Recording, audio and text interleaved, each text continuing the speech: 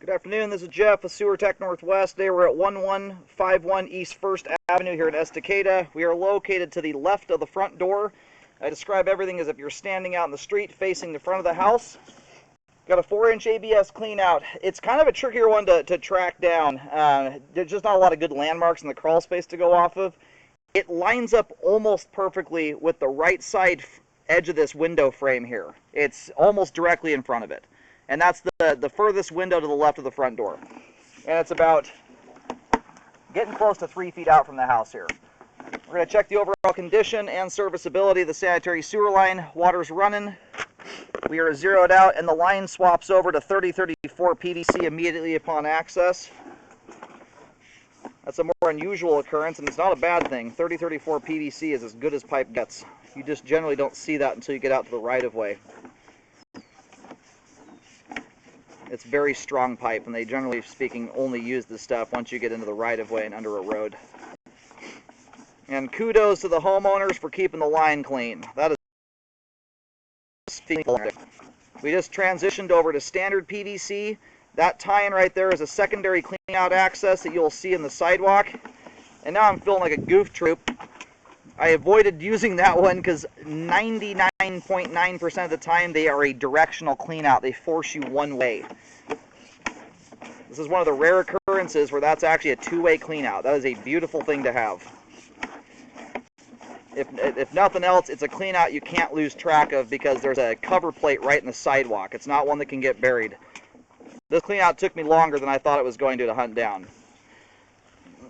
I've been doing this 13 years. I usually find cleanouts on a house like this in about 5 seconds. So anyway, just so you're aware of that, that cleanout is a usable cleanout if you ever had to service your line going back towards the house, which is a rare thing.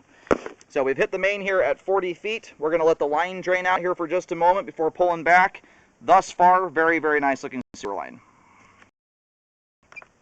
Located the camera head here. The line, it's an easy line to figure out. It runs, I mean on the exterior anyway, it's a dead straight run to the street. If you draw an imaginary straight line from the clean out to the road, that's where your line's at. And if only every development out there did two-way cleanouts. That is the biggest frustration in the world with those secondary cleanouts, is you have a perfectly good clean-out access that almost does nothing for you most of the time, because they force you one direction. So that's really nice to have that. We still have just a tiny bit of water trickling through the line. The pipe here is almost drained off completely.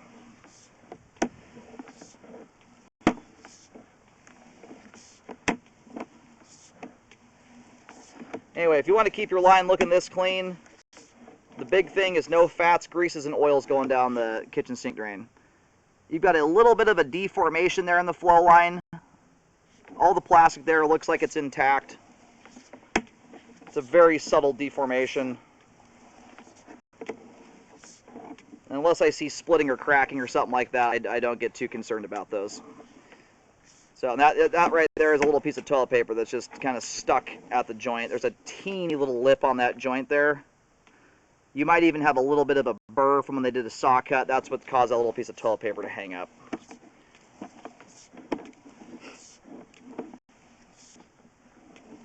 You usually don't see that. Generally, you don't switch from green PVC back to white PVC. In this case, they did for some reason.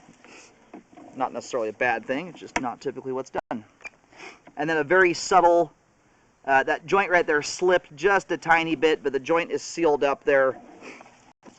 If that joint were open to the ground, we'd have groundwater staining coming down the sidewalls of the pipe. It'd be pretty darn obvious. And you pick up some good speed going to that drop right there, so stuff's cruising through this line. We're going to flip the camera around here and run backwards, and then another subtle, you've got a couple joints in here that are just slightly out of whack. They're very minor.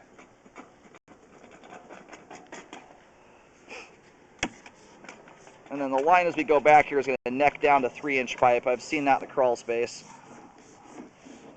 And then at this point right here, we are back to the crawl space. So that's back to the foundation wall. Everything beyond this point is exposed piping you can see with your eyeballs in the crawl space. You don't need a camera for it. And the home inspector sees that stuff. So we're going to go ahead and reel the camera out of the line. The imperfections in the line are so minor they're not even going on my report. You have a couple joints in there that have some incredibly minor slips at them. I mean, I'm notating them on the video here, but I don't like to legitimize stuff like that on a report.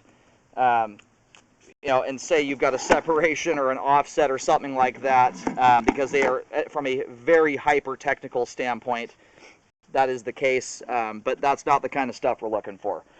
When we are looking for separations, we're looking for joints that are actually open to the ground or stuff that's actually impeding flow, stuff like that.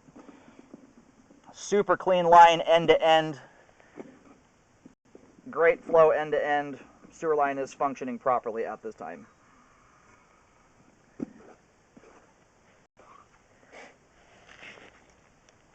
That clean out there is buried just deep enough, and it's just far enough. It's positioned a little bit further out from the house than your average clean out is.